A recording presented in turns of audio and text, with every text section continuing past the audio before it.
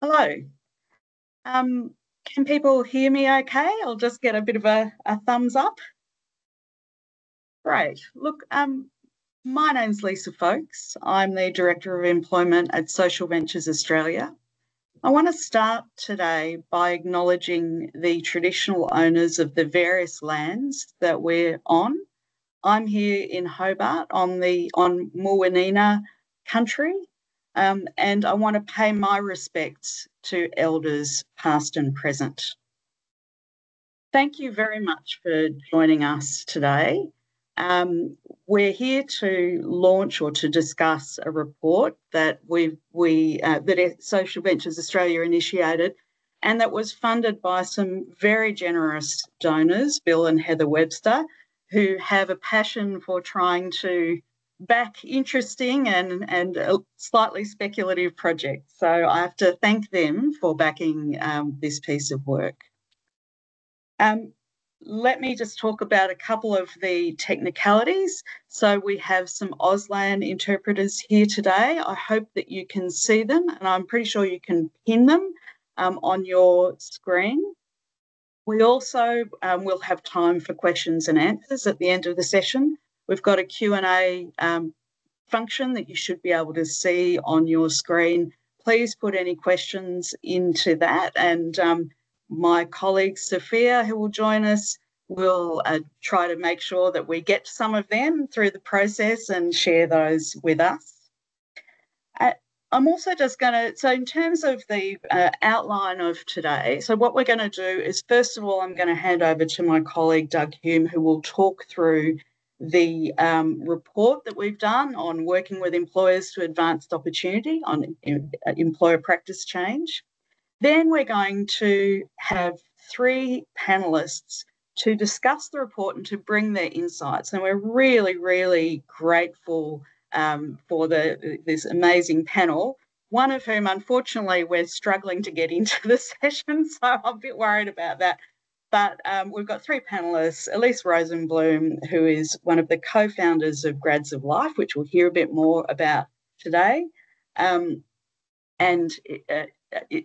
the US, we've got Joe Ingold, who's an international expert in employer engagement, based now in Australia, but also with experience in the UK and looking internationally. And we're just hoping that John Craven can join us. He's the former director of the Social Mobility Commission in the UK, but now again in Australia. But without wanting to take up too much time, I'm going to hand over to Doug to take us through the highlights of the reports, and then we can have some discussion. Fantastic. Thank you, Lisa, and a warm welcome to everyone. Thanks for joining us today. We're really excited to have you with us and really excited to be launching this report, the fruits of our labour over the last 8 months or so, with input from many of you all on this call. In just a second, my colleague Sophia is going to share some slides, which I'll talk you through. Let me know if that's far away, Sophia, otherwise I could share on my end. I'll just wait for that to pop up. But while that goes apologies, I just wanted to add John as a presenter. He's with us, so just Wonderful. Give me a moment. Fantastic. Great that we have John with us now. And while those slides pop up, effectively, as Lisa mentioned, about a year ago, we decided to commence some work exploring the employer practice change ecosystem in Australia. I'm going to tell you a little bit more about what we mean by that. There's a bit of jargon in some of the methodologies that we use for this report. So I'm going to explain a little bit about that and excitingly what we learned through that research. So we'll just get that up on screen now. But effectively, there were the overarching purpose of our work was to explore ways to strengthen the ecosystem of organisations working to advance opportunity in Australia by helping to address barriers to employment for marginalised groups. Sophia, if you could just pop that onto presentation mode, we'll be ready to go. Yeah, wonderful. Thank you. Great.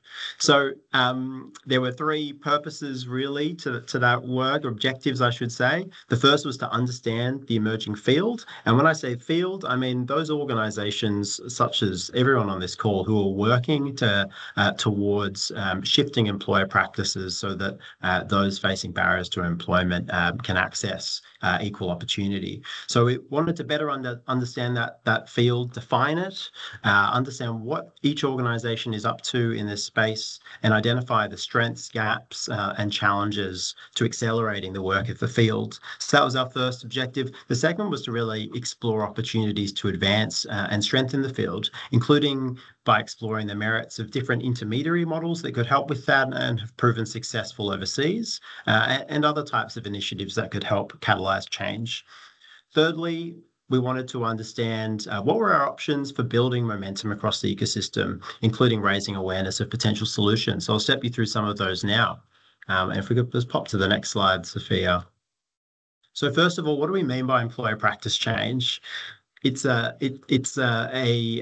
term that's used loosely, but for the purposes of our work together, we landed on the following definition, and that is as outlined here. So changes made by employers to their employment policies, practices, and culture to create quality job opportunities and more inclusive, equitable, and supportive workplaces. Now, we recognise that in developing this definition, it overlaps with several other policy agendas and the work of practitioners across many other fields, from diversity and equity inclusion officers to employment services case managers. However, none of those other fields perfectly aligned with the scope of our definition. So, for example, in the diversity and inclusion space, recent research highlights that D&I activity in Australia largely focuses on gender and to a lesser extent First Nations peoples, and rarely considers socioeconomic backgrounds. So that's an area that was of interest to us here. And you can see on the slide here and outlined in the report, there are other kind of limitations of existing and adjacent policy agendas that are more holistically addressed through the lens of employer practice change. So that was the definition we held for this work. And Sophia, I'll get your help just onto the next slide for us as well. Fantastic. So how do we go about the work? Well, we engaged with over 40 organisations in Australia and overseas, undertook desktop research, and we drew on systems change methodologies to help with our analysis. And one of those methodologies is Bridgespan's strong field framework. And as you can see from the quote on screen here, systems change practitioners and researchers highlight the importance of having a strong field to achieve systems change. And what we mean by a strong field really is when a network of organisations coalesce around a common goal. So in this case, accelerating employer practice change. And if they are coalesced around that goal, they're better able to coordinate their efforts. Effectively, if we're operating as a team, a field, we're more likely to be able to achieve our goals quicker and in a more efficient manner. So that was one of the methodologies that we used to help inform our research. And just onto the next slide, Sophia. Fantastic. So what did we find? Well, we engaged with organisations that cut across all parts of the field, and we laboured a little bit to try and define neatly the different types of organisations that sit within it. So you can have a look in the report and see how we defined those organisations and the type of work they're up to. But overall, we found several insights about the stakeholders within the ecosystem. As outlined here, our first insight was that the ecosystem and its sense of identity in itself is really new and emerging. So many stakeholders did not recognise that they were part of a broader network of organisations with a shared purpose working towards a common goal, limiting the ability for large-scale change. The next couple of insights relate really to how the organisations in the field structure their work. So as we know, many organisations are focused around a specific population or issue, such as with respect to populations, people with disability, refugees, First Nations peoples, or an issue area such as unemployment, apprenticeship completions, or school transitions. And while that focus can enable deep learnings, it can hinder learning across silos. Likewise, with geographies, many organisations have different geographic focuses, and while that too can enable deep learnings, it can make it difficult to share those learnings across geographies. We also observed that there was a lot of fragmentation and duplication of effort across different parts of the ecosystem, suggesting that there might be an opportunity to better coordinate efforts. With respect to the type of activities people were undertaking, we observed that most organisations focus on working with individual employers to shift their practice through programmatic approaches, and then few were focused on the work required at a systemic level, so carrying work that address common challenges faced by all of the organisations in the sector. Finally, we know that funding drives behaviour in the ecosystem, as it does right across the social system, the social sector, and limited funding for employer practice change activities is hindering progress. So those are some of the key insights we found across the ecosystem as a whole. And thank you, Sophia. But to deepen our learnings, we also looked overseas. We're really conscious that the ecosystem supporting employer practice change in the United States, as well as in the United Kingdom, is more developed in many respects than in Australia. So we profiled 6 initiatives, and on our panel, we're lucky to have the former heads of 2 of these initiatives. And what we learned is outlined here at a high level. Number 1, those ecosystems are more developed overseas. So both countries have examples of wide-scale initiatives driving employer practice change that hold instructive lessons for Australia. Secondly, we learned that intermediaries are playing a significant catalyzing role, particularly in the US, where intermediaries have played, have progressed work of merit to the entire field, undertaking key pieces of research, collaboration exercises, helping progress pieces of research that have then been leveraged right across the field. And we'll learn more about these from our guests. Next insight related to shared language. So in the US in particular, there's been an explicit effort to develop and use a shared language to describe employer practice change work. Fourthly, initiatives were really tailored to the local context. So unsurprisingly, the context in the US and the UK differ from Australia's, and the initiatives across both of those nations are really tailored to address that context. So in the US, the language of opportunity has been adopted. In the UK, the concept of class is far more embedded, and so social mobility is the term that's used to address the notions of class and moving through them. In Australia, as we know, conversely, we see ourselves as a classless society, even though evidence might suggest otherwise. So really different context there, but still some inspiration for the Australian ecosystem, as you can see here in that final dot point. So finally, through our research and analysis, we identified a number of opportunities to strengthen the ecosystem in Australia and its impact. In our view, building and strengthening the field which addresses employer practice change is a critical strategy to improve access to quality jobs for underserved groups. So using the strong field framework, we identified opportunities, so 16 opportunities across 5 categories. These are really mutually complementary activities and drew on lessons from overseas. So you'll see a full list of these outlined in the report. What we've done on the slide here is just give a really high-level overview of them, but I'll just speak through them in turn. So quickly, shared identity. That's where we need to start. We feel it's important to bring ecosystem actors together to build a community and develop some shared language around employer practice change. So that might look like, similarly as it has in the US, to aligning on some language.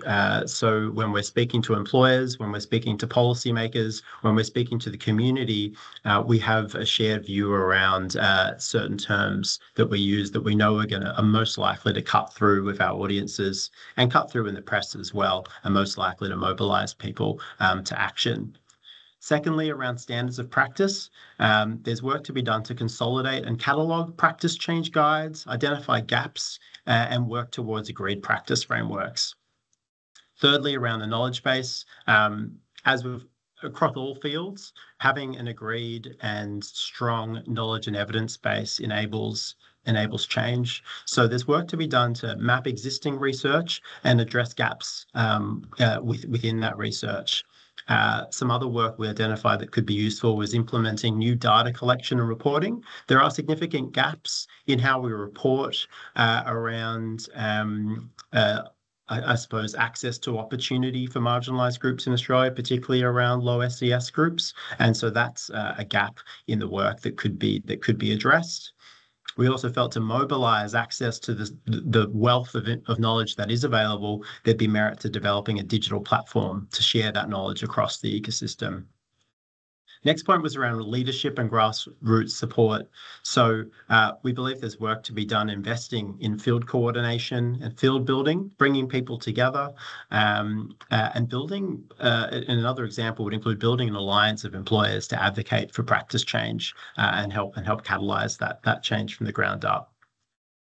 Finally, obviously funding and policy is a critical enabler. And so we did identify that there is less funding going into supporting employer practice change than there is, for example, working directly with potential employees. So identifying new funding for employer practice change and/or field building would be a critical enabler, so too would be government taking steps to foster the authorising environment. So that's an overview of our report. It's funny whipping through it in all of a few minutes, but you'll see that there's a lot of detail that sits beneath this in the report, and we'll share a link to it shortly for you to be able to work through in your own time. But to bring it to life now, I'm going to throw back to Lisa and then our panel to talk through their insights and perspectives on the ecosystem. Great, thank you, Doug. And look, it really, was such a fascinating report. And I think when we started to think about the field and the idea of a group of organisations working together around a common purpose with shared ways of operating, then that really, at least for me, really, brought home where the lost opportunity is in duplication of effort, in not amplifying each other's effort, not even having a shared language in terms of how to talk about employer practice change. So I want to introduce the panel again. So we've got Elise Rosenblum, who was one of the co-founders of Grads of Life, stepped down from the MD role, but was until recently in the MD role. Joe Ingold, who I can't see, but please turn on your camera. Professor Joe Ingold from the Australian Catholic University, an expert on employer engagement. And John Craven, who I'm pleased we've managed to actually get into the system. So it's wonderful. So he now runs an organisation in Australia called System 2 that works on complex social policy issues, but was previously the director of the Social Mobility Commission in the UK. So, Elise, I'm going to start with you. And we want to hear a little bit about Grads of Life and tell us about how it came about and what it does now. Sure. Well, thanks. It's really great to be with you all. And exciting. It was great to read the report. And I would say you guys have such a running start in the fantastic work that you're doing. I'm actually jealous because when we founded Grads of Life, about a dozen years ago, part of what we had to do is really define a demand side approach to what we call closing the opportunity divide in the country. And that really was the impetus for starting Grads of Life. We looked around and saw, there were many, many good initiatives in the US focused on populations that didn't have access to, good employment opportunities, but all of the solutions were really focused on fixing our education system or our workforce training system or work on the ground in communities, all of which has a lot of merit and, is important work. But there was this huge gap. No one was really focusing on employers and their role as the people that kind of, have the gates around who gets good jobs. So, the early work at Grads of Life was really defining a demand side strategy and understanding that there was an opportunity to essentially leverage the power of the private sector to advance a social good, in our case, helping to close the opportunity divide in America. So once we, and that was, pretty controversial, frankly, when we launched Grads of Life. A lot of people said, like, why are you focused on employers? We got to focus on poverty or education. And we said, this is an important complement. So the field has obviously come a long way since then, which is wonderful. And, some of the early things we did at Grads of Life, we were a very small organization. We did not have ambition to become a giant organization. So we were always focused on field building and really thinking about, who are the players and what is necessary to really create a field around this demand side strategy.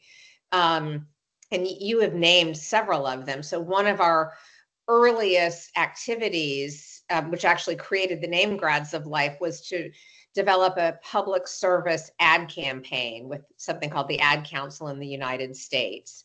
And we worked with an ad agency to develop messaging focused on employers to really get them to start thinking differently about sources of talent and get them focused on the fact that there's a lot of talent sitting on the sidelines because employers have not traditionally thought about many groups of people in the US as kind of viable sources of talent. We also did an important early piece of research with the Harvard Business School. We were noticing coming out of the 2008 recession that more and more employers were requiring four-year college degrees for jobs which have not historically needed a four-year degree. Think of like your first line manager at a drugstore, or someone who's organizing sort of first line organizing of logistics at a trucking company. Coming out of the 2008 recession in the United States, employers started layering degree requirements on those jobs. And that had the effect of excluding, in our country, 60% of people don't have a four-year degree. So we really honed in through that research with Harvard Business School. It's called Dismissed by Degrees, that there was kind of a lose-lose situation going on. Employers were excluding huge numbers of Americans from good jobs. And at the same time, employers were paying a 30% wage premium for college graduates. They weren't getting any more productivity.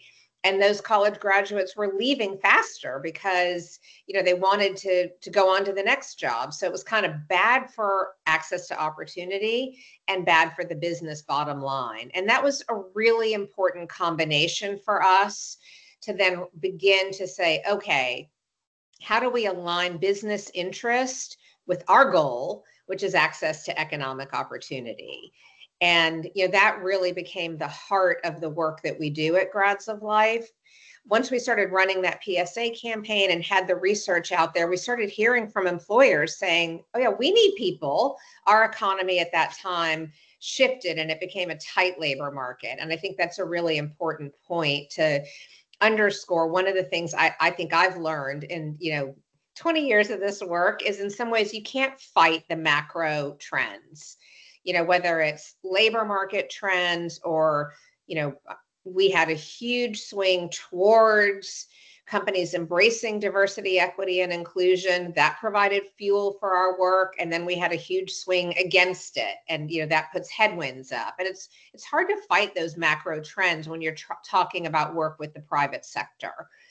And then, just to wrap it up, because we were always small at Grads of Life. I would say I understood, and my co-founder understood, we had to really focus on field building and really thinking, who are the other players who work with employers in large numbers, who we can bring along and kind of get on board with this skills first movement. So we were very, very intentional. And I think, really our greatest success at Grads of Life was in bringing along other organizations, the Business Roundtable, the U.S. Chamber of Commerce, and then we helped create a coalition of about 70 Fortune 500 companies. And I can talk more about that later, but that's a little bit about our origin and kind of what we've done. So Grads of Life recently released its 10-year impact report, which was really interesting reading. And one of the reflections in it was that since you started, the field has grown. Just interested in, what helped that happen? So if we're thinking about actually our need in Australia to try to build a shared identity, to reduce duplication, increase coordination, what were some of the critical things that enabled you or that field to grow? Yeah, well, I think there was a lot of intentionality around the need for a field and the importance of collaboration. And I can say, for Grads of Life, we many times created tools or created research, and we could see we weren't the ones that were going to take those to scale. So we, very intentionally found the partners who were better positioned to do that and collaborated with them. And I think that's part of what has helped create this field. Whether it's opportunity, we have a partner in the field now that's done a sort of a 2.0 PSA campaign. We worked with them for about a couple of years helping frame up that PSA campaign. You're familiar with some of the early tools that we built in collaboration with others in the field. So I think being very intentional about collaboration and identifying who are the players that really have the reach and influence with employers, and bring them to the table, and really try to identify some shared goals and help each other. So I think, this field was built in large part on a deep belief by some of the key actors in collaboration, and that no one could do this alone. I also think developing shared language, a lot of effort has gone into, do we call it, skills-based hiring or skills-first hiring? What do we mean by skills-first hiring? What are the key practices, and really codifying that? Because making it as easy as possible for employers to say yes and engage meant speaking in one language, not telling them to do 17 different things, but really boiling it down to the key practices and everyone speaking from the same songbook. So those are some of the things I think that have helped us. I think, one of the big challenges in the US also is funding. And, getting funders, it's hard to get funders to focus on employer practice change, because if you're saying this is going to be good for employers, they're kind of like, well, why aren't the employers paying for it? Why do we need it as funders need to pay for it? So, that's a problem we haven't solved. Although I think at least funders in the US are beginning to see you can have outsized impact if you work on the demand side. If you move employers along, you can get change at a big scale, affecting a lot of individual human beings. So, I could talk all day long about that, but I'll stop for now. Yeah, I almost feel like this should be a 3-hour discussion, but anyway, another day. John, I want to welcome you, and I'm very pleased that you could actually manage to navigate the technology. So, John, really keen to hear from you. UK, very different context. Can you tell us a little bit about the UK Social Mobility Commission, but specifically around this area of employer practice change? Thank you, Lisa, and good morning, everyone. Also happy that I overcame the team's logistical challenges earlier on. So in my time at the Social Mobility Commission, we were focused on 3 main areas with employers. So first of all, we conducted research. Secondly, we published an employer toolkit. And thirdly, we had convening power for employers, which I'll talk about in a bit more detail shortly. So first of all, we tried to research the extent of the problem at a national level and in specific sectors, with more of a focus on professional level occupations, but also more broadly than that. And what we found was that those from higher income or professional backgrounds, or the middle class, were more likely to secure jobs in professional occupations and to secure senior roles once they were in them. They were also more likely to secure higher paid jobs than those from lower income or working class backgrounds. And this was true even if you corrected or rather adjusted for academic attainment beforehand.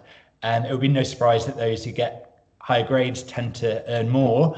But even when you adjust for that, those from lower income backgrounds tended to do less well in terms of labour market outcomes.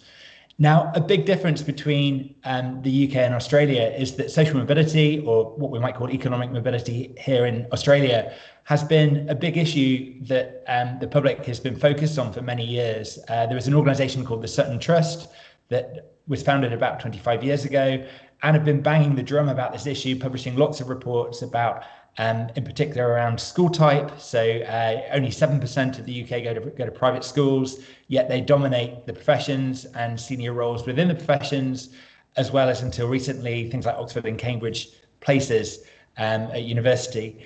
Now, what that means is that there is a lot of public awareness about the issue, and there's actually a lot of public support to create a level playing field and to increase opportunities for those from less advantaged backgrounds. And therefore, there's a lot more pressure on employers from within to actually do something about it.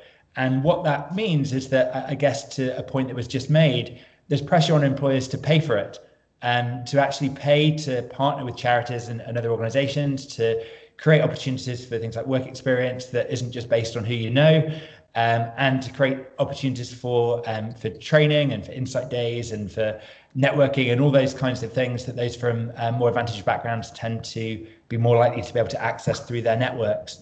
So this has happened in the UK for a long time. The second thing that the SMC did was to create these employer toolkits. And these were designed to encourage employers to take responsibility for ensuring their workforce better reflected the broader population from a socioeconomic background perspective.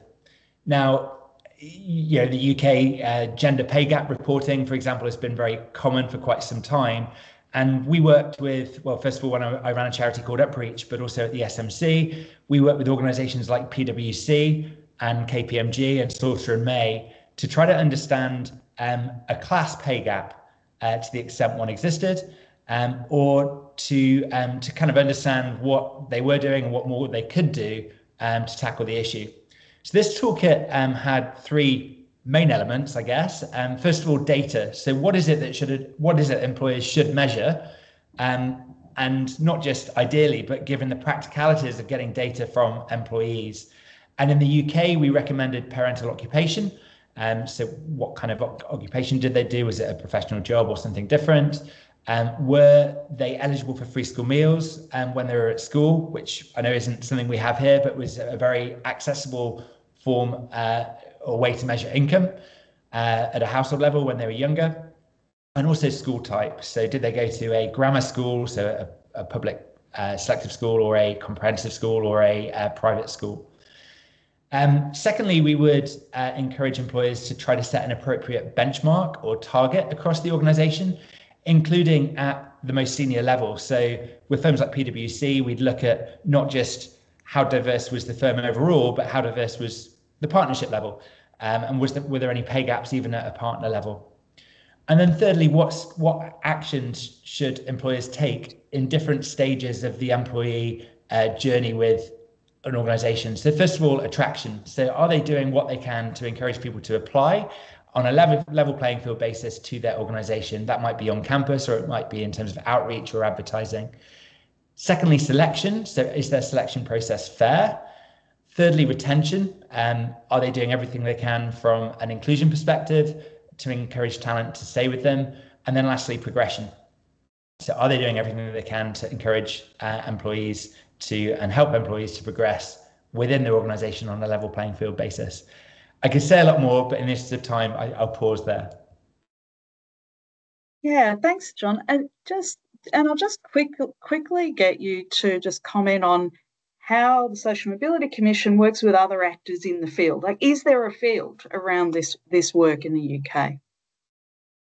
So I think it's worth saying that many of the not-for-profits, for example, were much bigger and better resourced than the Social Mobility Commission. So the SMC's role was actually quite limited to convening them at times and amplifying their successes, but they didn't have the resource. I mean, I had 20 full-time employees when I was there, and only one was focused on employers, and not even that really on the NFP sector. Far more of our activity was on research and sort of political or sort of government-related policy. So there were three big charities that did a lot of work with employers, and I know you've spoken to some of them. One of them, I know you spoke to, the Social Mobility Foundation, produced an employer index every year, which was really interesting. It had a lot of encouraging employers to focus, but there were some downsides on the league table approach too. Secondly, the Sutton Trust, who I mentioned before, they not only did research, but they also ran programs for students, either in terms of accessing university or different pathways to different sort of sectors. And then lastly, Upreach, which I was CEO of for about 6.5 years. We had partnerships with about 70 different employers. We had a team of 75 employees. We had about 3,000 students from disadvantaged backgrounds that we would help into jobs each year. And we created a framework called the Graduate Employability Framework with some of our partners like McKinsey and some of the universities that really tried to distill the kinds of things that our employers were looking for and tried to look at the gaps between those from different backgrounds. So those from more advantaged backgrounds tended to, for example, have more career knowledge, have greater teamwork and leadership experience, often due to the extracurricular activities that they've been exposed to, for example, or the opportunities that they've had. So we would work with employers to try to create opportunities for those from less advantaged backgrounds to develop those skills or attributes, if you like, to make them more employable. Great.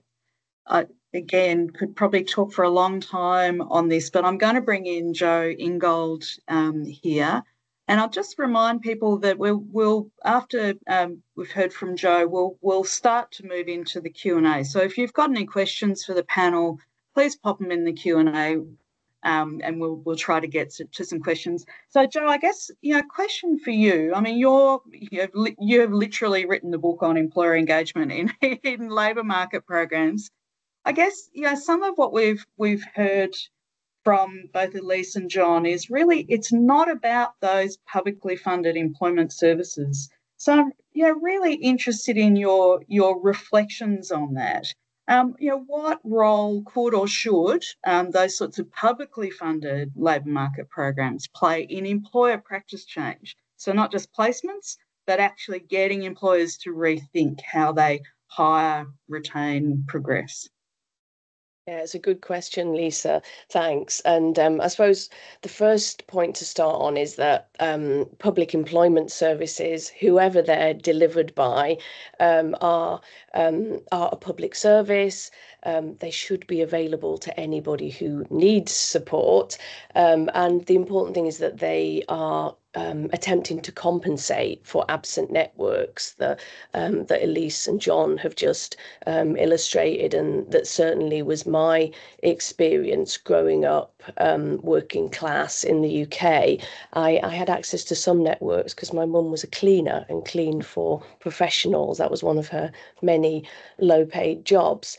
But unfortunately, in the UK, Australia and other countries, but particularly the UK and Australia, we've seen too much of a focus on the supply side and too much of a focus. I know it's a well-rehearsed argument, but it is important to say that there's too much focus on compliance and just too much stick, just with the idea that if you just force people to look for jobs hard enough, they will move into work. And we know that that's not true. We saw that during COVID when we had a kind of natural experiment, if you like. And I was researching in the UK and Australia at that time. And certainly our data from the UK showed that people were still looking for work even when they didn't have any conditionality or mutual obligation. So I've written that there's far too little focus on the demand side, employers, and how in my submission to the Select Committee, the Workforce Australia inquiry, I said that the funding model should be reshaped so that there is more incentive for whoever is delivering employment service to focus on employers. And it was interesting what you said, Elise, that you actually had some kind of pushback for focusing on employers, because that's exactly what I've experienced from funders in Australia. Like, why are you focusing on employers?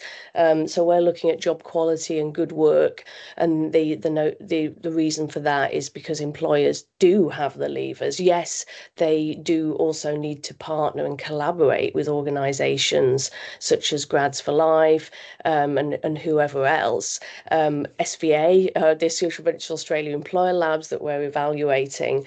The other thing to say is that there's an argument which is starting to percolate into political debates for bringing together employment and skills funding, something that I've long argued for. I did a submission to the UK Parliament in 2020 and gave evidence, and so to actually have a careers service, but of course that needs to start earlier in schools. And I think it's also worth mentioning, although I mainly focus on employee engagement in active labour market programmes, of course there's the whole piece about employee engagement in schools, and that's something that I've been hearing about while I'm in Tasmania. And of course, the big issue we've got that I've written about a lot is that there's a big diversity of actors in this ecosystem, which is really nicely illustrated by the report that's been launched today. But what we are not really seeing is any attempt by government, or there needs to be a lot more of an attempt by government to hide the wiring, to kind of steward the system. I mean, we're seeing some elements of that in Australia: employment facilitators, local jobs task force, jobs hubs that we've been seeing in Tasmania. It's worth also mentioning the Centre for Inclusive Employment, which has largely focused on disability, funded by DSS, and I see disability as one lens through which to look at inclusion in a broader sense, and class or socioeconomic background tends to be, like disability, far down the list. But what we really need is a way to reduce the complexity. I think we've got some bare bones of that emerging in Australia, and I hope that we'll see more of that. But at the moment, and certainly my research across countries shows that employers are just confused. They need to know what is on offer. You know, we talk to employers and they say, why don't we know about these programs? So they are keen to take part, but it's just really hard for them to get involved. So that's why I would say we're seeing other actors kind of coming to the fore in this field to compensate for that. Back to my original point about public employment services compensating for absent networks, it's a bit like that in this broader field that we're seeing.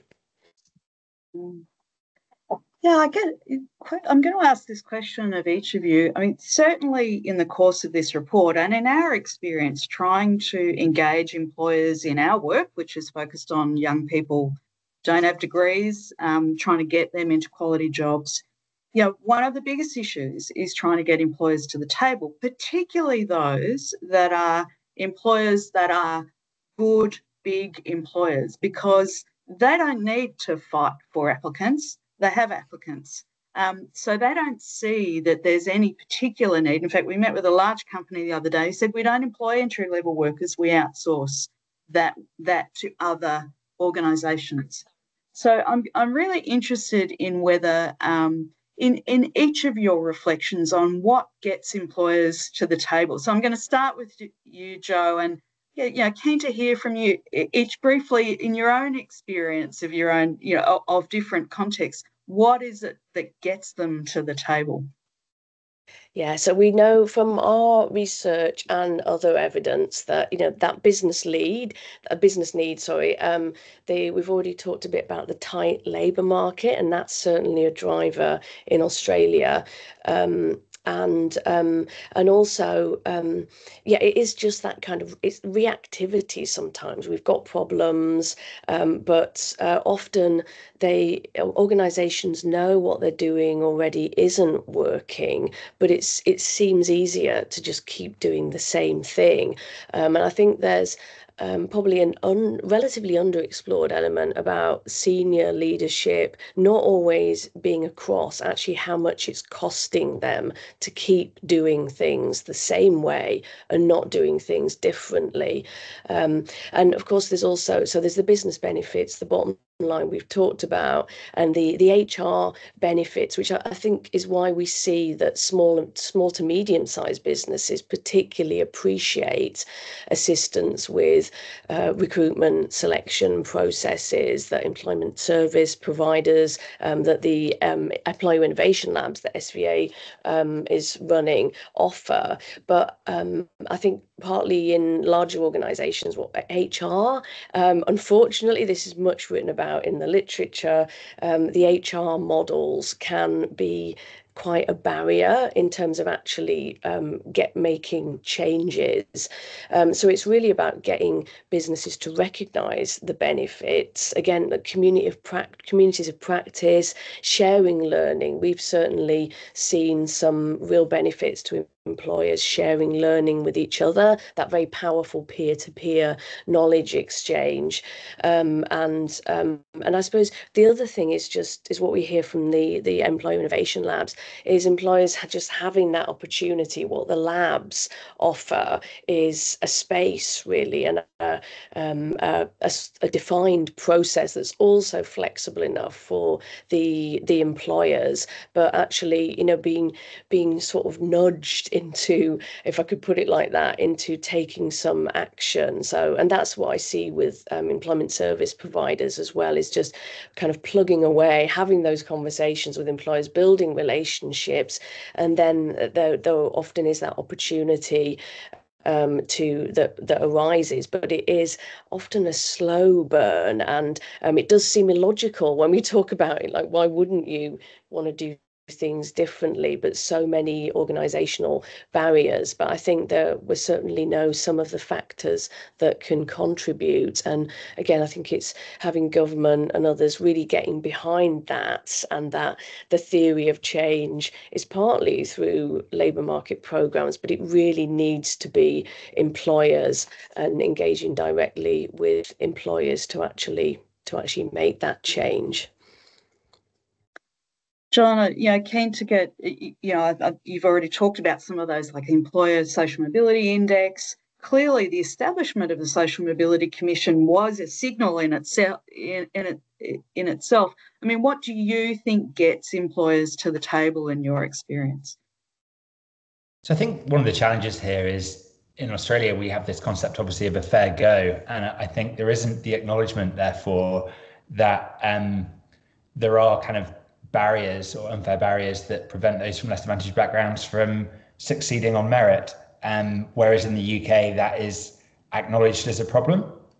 And so I think to get employers to the table, you really need a much wider acceptance. And I think we need more data. That's what we had in the UK was data that was released every year showing the extent of the problem. The SMC published what's called a State of the Nation report. They published one every year since I think about 2010, 2011, when they were formed. And that showed the extent of the problem and whether things were changing or not. And with media reporting on that, and gradually more people understood the extent of the problem, and there's pressure on employers. I think Joe made the general point about the benefits to diversity and the business case, which I think is really important to emphasize. When I was at Upreach, we never said to an employer, you need to lower your standards. You need to accept somebody from this background. We sometimes had employers anticipating that. And in the worst case, we had an employer labeling diversity interns, which was one of the worst things we saw. But rather what we said was, look, help us provide some support through an insight day or a bit of work experience. Then you will want to take these people on merit because you'll be so impressed by them. And they were, and it worked. So I think often it's about opening that door and showing that actually taking on some non-traditional candidates who you've given support to succeed, so not just without that support, can be very, very successful. So, Elise, to you, in the land of opportunity, where there is no class. Keen to hear from you about what gets employers to the table. And I'm going to ask the question that probably most of us are wondering, which is also, what does that look like today? Yes, in the new regime of antithesis to DE&I. So, but yeah, what gets them to the table in your experience? Yeah, I mean, I think what brings employers to the table, I think I said before, you really can't fight the macro trends. So, I mean, I think the bottom line is it's about labor market needs. And, in the 2 decades that I've been doing this work, it's far easier when it's a tight labor market and employers have trouble finding people. That is when they're open to doing things differently. And when we, have loose labor markets, they're pretty happy to just, do what is sort of comfortable. And at this stage, I sort of feel like you can't overcome that. I mean, that is just a reality that you deal with when you're talking about employer engagement. I think the dimensions of the business case are, though, more complex than people think about. So a lot of the success we had in the last several years at Grads of Life, and I would say in the US more generally, has been on internal mobility. And this idea, I heard you say you had a big company that said they outsource their entry-level hires. I mean, that's bad business. I think what the big companies in the US have learned is building internal pathways to provide mobility for their frontline workforce makes a lot of sense. You kind of have people that can hit the ground running. They know your culture, they stay longer, they can become productive faster. So that's actually been an area where we've seen more success than external hiring for people without 4-year degrees. So I would say take that and run with it if you can use it in Australia. We had, to the point of external context, really either providing headwinds or fuel.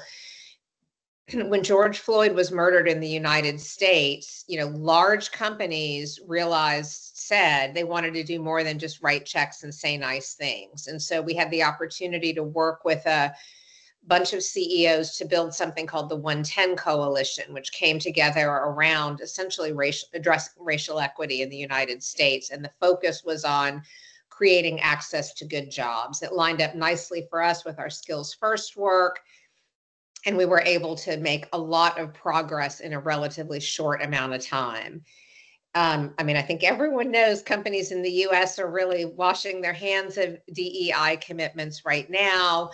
And, we're going to see how sticky the skills first practice adoption is. I'm happy to say a lot of companies are washing their hands of DE&I, but are sticking with their skills first talent transformation.